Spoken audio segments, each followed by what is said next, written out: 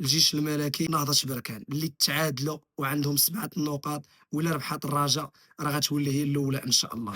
السلام عليكم الإخوان، قبل ما نهضروا في الموضوع ديالنا كنوجه تحية للناس ديال كازا والناس ديال فاس والناس ديال الرباط على الخرجات اللي داروا اللي كانت سلمية بدون شغب بدون تخريب، وصلوا الرسالة ديالهم والمطالب ديالهم وتحياتي ليهم. والناس بعض المحسوبين على بعض المدن اللي داروا بعض التخريب اللي حنا ما بغيناش، يعني باش واحد كتخرب ليه حانوت ديالو هو ما عنده حتى شي دخل وكتسرقوا ليه داك الشي ديالو، ماشي كلشي، بعض السيارات اللي تخربوا بعض الديور اللي تحرقوا ما كانوا دوك الناس ما عندهم فيهم حتى شي دخل. كنتمناو ان بنادم يدير عقله، وداك الشي ديال التحريض كاين بنادم اللي كيحرض على هذا الشي وهو مخشي غير في دارهم وكيحرض الناس انهم يديروا شي حاجه اللي هو ما كاينش معاهم.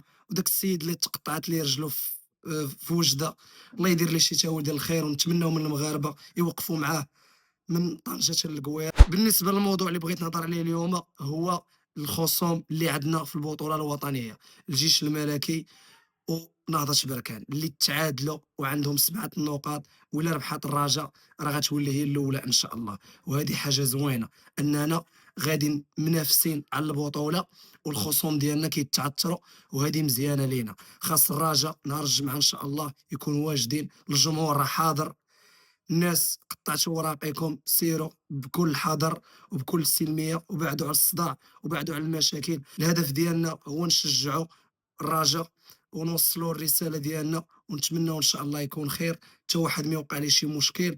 وبالنسبه للاعبين نتمنوا يترجلوا معنا في هذه المباراه هذه، كيف ما شفنا المباراه ديال الدفاع الحسني الجديدي. بزاف الناس غيقول لك راه الخصم كان ضعيف، ولكن بانت بوادر ان الفريق تحسن شويه في الهجوم. قال لهم فضلوا ان عندنا واحد المشكل ديال التحول السريع من الدفاع الى الهجوم، كيحاولوا يخدموا عليه. تبارك الله السيد جا درس نقاط الضعف ونقاط القوه للرجاء، كيحاول يخدم عليهم. وتبارك الله اللاعبين اللي تبارك الله ما غنبقاوش نشوفوا موزيس، ما غنبقاوش نشوفوا واحد اللاعبين اللي كيجرجروا على في رجليهم. الرسميين هما اللي غيكونوا فضلوا عنده، اللي غيلعب مزيان غيدخل، اللي غيبدا يجرجر علينا في رجليه غيخرج بحالاته. صافي وداعا. هذاك الشيء ديال لا نضحك مع هذا صاحبي ما كاينش. مدرب اجنبي هذه باش زوين ما كيضحكش مع اللعابه، عندك غتلعب، ما عندكش ما غتلعبش. وتحياتي للناس ديال الرجاء وان شاء الله مربوح.